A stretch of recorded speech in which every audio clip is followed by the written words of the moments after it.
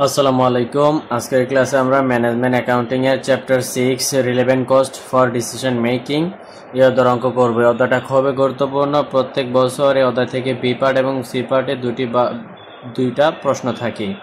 আপনারা বিগত সালের বোর্ডের প্রশ্নগুলো দেখলে বুঝতে পারবেন অধ্যায়টা কতটা গুরুত্বপূর্ণ।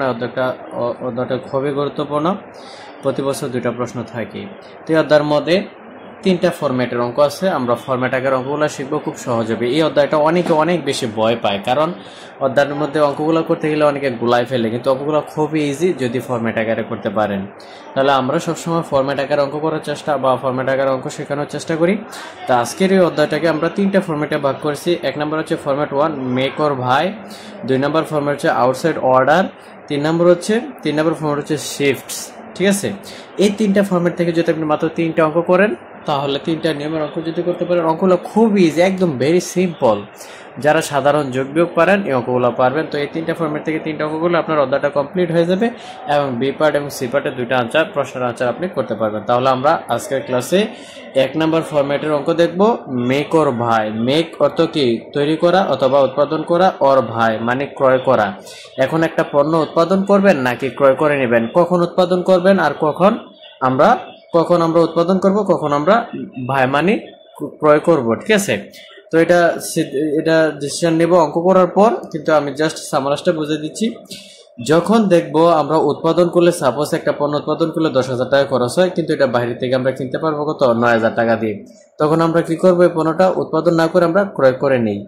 আবার যদি দেখি বাইরে একটা পণ্য, এটা কিনতে 10,000 টাকা লাগবে, কিন্তু এটা যদি আমরা উৎপাদন করি, নিজে কাঁচামাল কিনে, তাহলে মাত্র 8,000 টাকা বা 8,500 টাকা বা 9,000 টাকা খরচ হবে। তাহলে আমরা কি করব?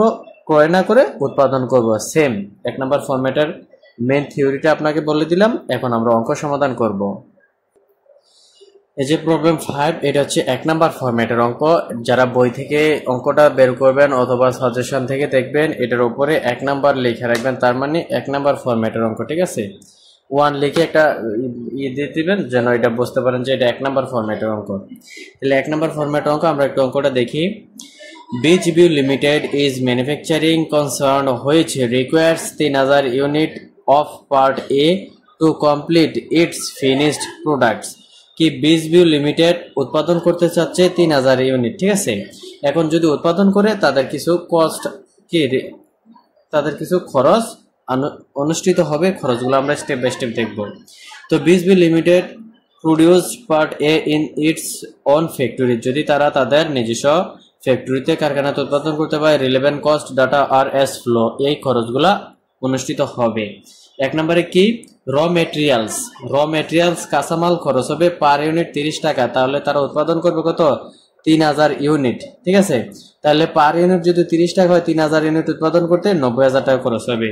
তারপর লাগবে ডাইরেক্ট লেবার, প্রত্যক্ষ মজুর, শ্রম বা মজুরি।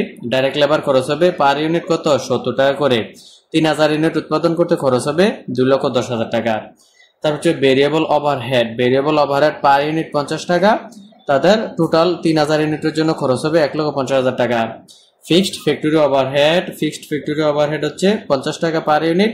তাদের টোটাল 3,000 ইউনিট উৎপাদন করতে খরচ হবে 1,50,000 টাকা। টোটাল কস্ট, এই যে টোটাল কস্ট, 1 ইউনিট পণ্য উৎপাদন করতে কত? এই টোটাল কস্ট 200 টাকা লাগবে। আর 3,000 ইউনিট পণ্য যদি উৎপাদন করে, প্রতি ইউনিট 200 টাকা করে টোটাল খরচ হলে তাদের 6 লক্ষ টাকা খরচ হবে। ঠিক আছে, এখন আমরা দেখব, এখানে দেখেন কি বলছে। এ সাপ্লায়ার অফার্স, একজন সরবরাহকারী অফার করছে to sell part A sell করবে টু BHBU লিমিটেডের কাছে এট এ কস্ট অফ টাকা 180 টাকা পার ইউনিট। কি বলছে দেখেন, এই যে BHBU লিমিটেড যদি এই পণ্য 3,000 ইউনিট পণ্য উৎপাদন করে, তাহলে তার টোটাল কস্ট হবে কত? 6 লক্ষ টাকা, 200 টাকা করে পার ইউনিট। কিন্তু তাকে একটা সাপ্লায়ার, বাইরের একটা সাপ্লায়ার অফার করছে যে আপনি উৎপাদন না করে যদি পণ্যগুলো আমার কাছ থেকে ক্রয় করেন, তাহলে এট এ কস্ট অফ টাকা 180 পার ইউনিট, তাহলে আপনাকে আমি প্রতি ইউনিট 180 টাকা ধরে দিব। If the offer is expected, যদি অফারটা গ্রহণ করে, fixed overhead at the rate of টাকা 30 টাকা per unit can be saved. কি বলছে? 180 টাকা করে যে কিনতে পারবে, কিন্তু ফিক্সড ফ্যাক্টরি ওভারহেড কিন্তু প্রদান করতে হবে। ফিক্সড ফ্যাক্টরি ওভারহেড 30 টাকা করে সেভ হবে পার ইউনিট। আচ্ছা, ফিক্সড ওভারহেড, এই যে ফিক্সড ওভারহেড কত টাকা? 50 টাকা পার ইউনিট। এখানে বলছে 30 টাকা সেভ হবে, তার মানে 30 টাকা যদি সেভ হয়, তাহলে তাকে প্রদান করতে হবে 20 টাকা করে। 50 টাকা করে যদি সে উৎপাদন করে ফিক্সড ফ্যাক্টরি ওভারহেড অথবা ফিক্সড ওভারহেড 50 টাকা করে পার ইউনিট প্রদান করতে হবে। আর যদি সে উৎপাদন না করে ক্রয় করে, হ্যাঁ ক্রয় করলে তার 30 টাকা করে পার ইউনিট সেভ হবে। তার মানে 30 টাকা করে বেঁচে যাবে, তার খরচ হবে 20 টাকা করে পার ইউনিট। ঠিক আছে, তাহলে এখন আমরা দেখেন রিকোয়ার আমাদেরকে কি বলছে, required should the offer be accepted, এই অফারটাকে আমাদের গ্রহণ করা উচিত। এখন আমরা সমাধান করব, সমাধান করার পর আমরা দেখব উৎপাদন করলে আমাদের খরচ বেশি হয় নাকি আপনার বাইরে থেকে ওই যে অফার করছে তার কাছ থেকে ক্রয় করলে বেশি হয়। এখন যেটার কস্ট কম হবে ওইটা আমরা অ্যাকসেপ্ট করব। তাহলে দেখি এখন যদি আমাদের কি যে অফার করছে আমাদেরকে কি বলছে, showed the offer be accepted, এই অফারটাকে আমরা গ্রহণ করব। যে সাপ্লায়ার অফার করছে যে 180 টাকা করে পার ইউনিট আমাদেরকে দিবে এবং কি ফিক্সড ফ্যাক্টরি ওভারহেড 30 টাকা সেভ হলে 20 টাকা করে পার ইউনিট নিবে। এখন আমরা হিসেব করে দেখব, অঙ্ক করে, যে এই অফারটা যদি আমরা গ্রহণ করি অফার বাবদ আমাদের কত টাকা কষ্ট হয়। আমরা যদি উৎপাদন করি আমাদের 6 লক্ষ টাকা খরচ হবে। এখন এই অফারে যদি আমরা ক্রয় করতে চাই 6 লক্ষ টাকার বেশি হবে নাকি 6 লক্ষ টাকার কম হবে। যদি 6 লক্ষ টাকা থেকে কম হয় তাহলে আমরা অফারটা অবশ্যই অ্যাকসেপ্ট করব, আর যদি 6 লক্ষ টাকার বেশি হয় তাহলে আমরা অ্যাকসেপ্ট করব না, উৎপাদন করব। দেখি আমরা সমাধানটা। সলিউশনে সর্বপ্রথম কোম্পানির নামটা লিখবেন বিসভিউ limited, comparative cost statement for 3000 unit. ঠিক আছে, তারপর কলামগুলো কিভাবে করবেন, 3টা বড় কলাম করবেন।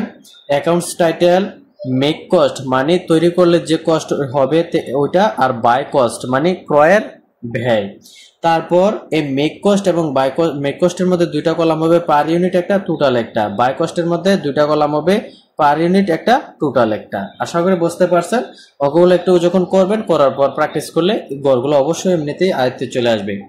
এখন আমরা মেক কস্ট আর বাই কস্ট দেখলাম। অ্যাকাউন্টস টাইটেল, এখানে আমরা বিবরণগুলো লিখবো। র মেটেরিয়াল যদি উৎপাদন করি মেক কস্টগুলো লিখি। র মেটেরিয়াল আমাদের পার ইউনিট 30 টাকা করে, টোটাল খরচ হবে 90,000 টাকা। ঠিক আছে, ডাইরেক্ট লেবার যদি উৎপাদন করি মেক কস্ট 70 টাকা করে পার ইউনিট, টোটাল হবে 3000 ইউনিটের জন্য আমাদের 3 7 21 2,10,000 টাকা। ভেরিয়েবল ওভারহেড 50 টাকা করে পার ইউনিট, 3000 ইউনিটের জন্য আমাদের কত 1,50,000 টাকা খরচ হবে। ফিক্সড ওভারহেড 50 টাকা করে পার ইউনিট, আমাদের 3000 ইউনিট পণ্য উৎপাদন করলে খরচ হবে 1,50,000 টাকা। এগুলো আমাদের কি মেক কস্ট, যদি উৎপাদন করে আমাদের এই কস্টটা হবে কত, per unit total per unit 200 টাকা খরচ হবে, আর টোটাল খরচ হবে 6 লক্ষ টাকা। এখন যদি আমরা এটা হচ্ছে মেক কস্ট, যদি উৎপাদন করে আমাদের এই খরচটা হবে, টোটাল খরচ হবে 6 লক্ষ টাকা, আর পার ইউনিট টোটাল 200 টাকা করে।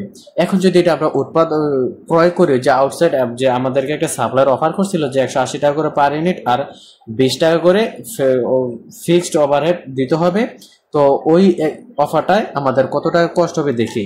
তাইলে আমরা লিখবো এই যে বাই কস্টগুলো আমরা এখানে দিব।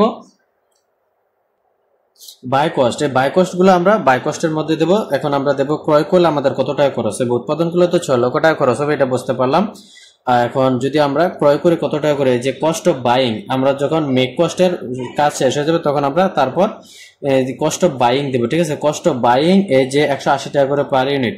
আচ্ছা, কস্ট অফ বাইংটা পরে দেখা যায় যেহেতু উপরে আমরা ফিক্সড ওভারহেড দেখাইছিলাম, যদি আমরা ক্রয় করি বাই কস্ট, ক্রয় করলে কি করছিল, ফিক্সড ওভারহেড 30 টাকা করে সেভ হবে পার ইউনিট, তার মানে 50 টাকা করে আগে ছিল, তো এখানে এই যে 50 টাকা করে পার ইউনিট মেক কস্ট, আর যদি আমরা ক্রয় করি এটা সেভ হবে কত করে, 30 টাকা করে সেভ হবে, তার মানে 50 টাকা থেকে যদি 30 টাকা সেভ হয় 20 টাকা করে আমাদের পার ইউনিট দিতে হবে। তাহলে 20 টাকা করে পার ইউনিট দিলে 3000 ইউনিটের জন্য আমাদেরকে 60,000 টাকা প্রদান করতে হবে, এইটাই দিতে হবে। আর কি হবে, আর কস্ট অফ বাইং ক্রয় করার জন্য আমাদেরকে 180 টাকা করে দিতে হবে পার ইউনিট, আর 3000 ইউনিটের জন্য আমাদেরকে 180 ইন্টু 3000 ইউনিট গুণ করলে আসবে কত, 5,40,000 টাকা। এই দুইটা যদি আমরা যোগ করি, এখানে কস্ট অফ বাইং বাবদ 180 টাকা করে পার ইউনিট, 3000 ইউনিটের জন্য আসবে 5,40,000 টাকা। আর ফিক্সড ওভারহেড আমাদেরকে প্রতি ইউনিটে 20 টাকা করে দিতে হবে, যদি 30 টাকা সেভ হবে তাহলে 20 টাকা করে দিলে আসে 60,000 টাকা। এই দুইটা যদি যোগ করে আসে 600 টাকা, আর 6 লক্ষ টাকা, এবং টোটাল কস্ট পার ইউনিট আসে 200 টাকা করে। তাহলে সেম দেখেন, আমরা যদি উৎপাদন করি তাও আমাদের খরচ হয় 6 লক্ষ টাকা, এবং কি cost per unit, total cost per unit আসে 200 টাকা করে। যদি আমরা বাইরে থেকে ক্রয় করি তাও আমাদের টোটাল কস্ট হয় 6 লক্ষ টাকা, এবং কস্ট পার ইউনিট টোটাল 200 টাকা। কোনো ডিফারেন্স নাই। এখন এটা আপনার ইচ্ছা, আপনি কি ক্রয় করবেন নাকি নিজে উৎপাদন করবেন, এখানে খরচের কোনো কম বেশি নেই। খরচের কম বেশি হলে যেটার মধ্যে খরচ কম হইতো আমরা ওইটাকেই চুজ করতাম, ঠিক আছে। তো ডিসিশনটা আপনারা দিয়ে দিবেন, decision no difference between make cost or buy cost.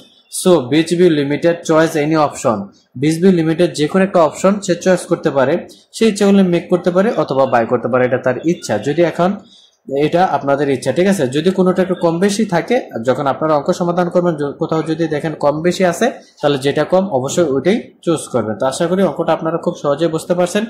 1 number format, আপনার 1 নাম্বার ফরম্যাটের অঙ্কগুলো এইভাবে দেওয়া থাকবে। এই অঙ্কটা আপনারা নিজের একবার করবেন, করলে অবশ্যই নিয়মটা আপনাদের মতো আয়ত্তে চলে আসবে। আর আমাদের ক্লাসটা কেমন লাগলো কমেন্ট করে জানিয়ে দিবেন, এবং কি আমাদের চ্যানেলটাকে সাবস্ক্রাইব করে রাখবেন, পরবর্তী ক্লাসগুলো আপলোড দেওয়া হলে যেন আপনারা সাথে সাথে নোটিফিকেশন পেয়ে যান। আর আপনাদের ফ্রেন্ড সার্কেলের মধ্যে ক্লাসগুলো শেয়ার করে দেবেন। আজকের ক্লাস আমরা এখানে শেষ করতে পারি। আসসালামু আলাইকুম।